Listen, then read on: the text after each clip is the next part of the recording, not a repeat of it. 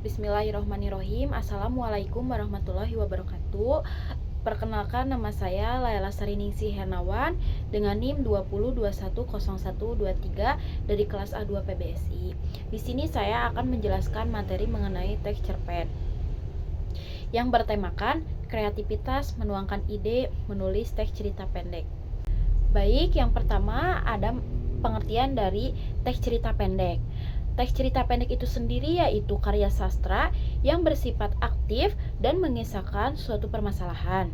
Biasanya, teks cerita pendek menggambarkan kejadian sehari-hari yang mengisahkan suatu permasalahan yang disajikan oleh satu tokoh.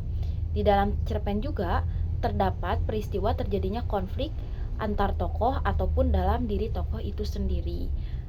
Baik, yang selanjutnya ada struktur dari teks cerita pendek juga. Yang pertama ada abstrak. Abstrak yaitu bagian dari keseluruhan isi cerita. Yang kedua ada orientasi. Orientasi itu pengenalan tokoh. Yang ketiga ada komplikasi. Komplikasi di sini di dalamnya itu memuat mengenai konflik. Adanya konflik memuncak, memulainya konflik, seperti itu.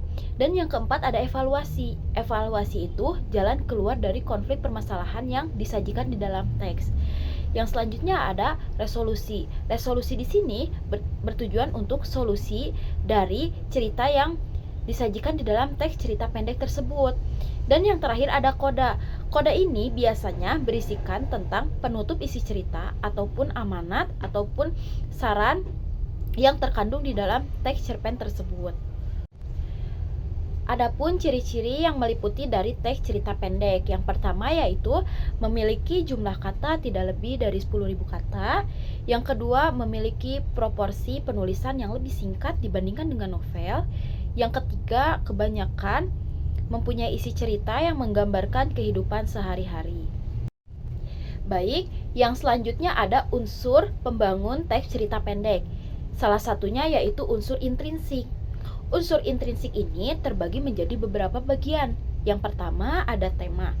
Tema yaitu ide utama atau gagasan utama yang menceritakan isi cerita pendek.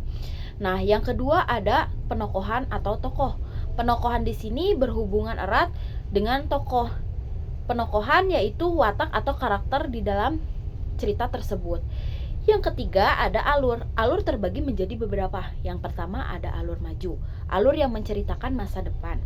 Yang kedua ada alur mundur, alur yang menceritakan masa lalu yang sudah terjadi di dalam cerita tersebut.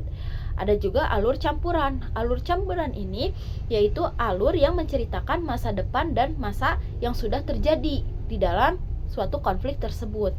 Yang terakhir ada alur sorot balik. Alur sorot balik ini bisa disebut dengan alur flashback. Nah, bagian yang selanjutnya yaitu ada latar. Latar terbagi menjadi 3. Ada latar suasana, latar tempat, latar waktu, dan juga lain-lain. Ada juga gaya bahasa. Biasanya gaya bahasa yang digunakan dalam teks cerita pendek itu yaitu adalah majas. Majas terbagi menjadi beberapa, salah satunya ada majas hiperbola, majas personifikasi, majas litotes, majas smile, dan sebagainya. Ada juga sudut pandang.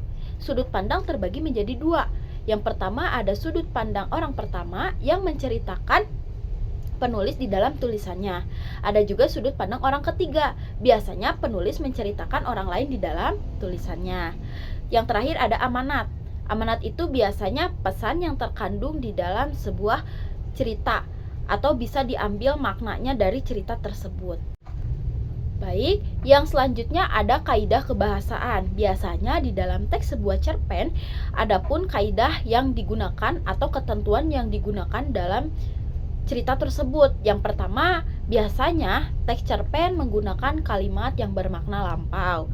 Yang kedua, biasanya teks cerpen menggunakan kata yang menyatakan urutan waktu. Yang ketiga, biasanya cerpen menggunakan kata kerja.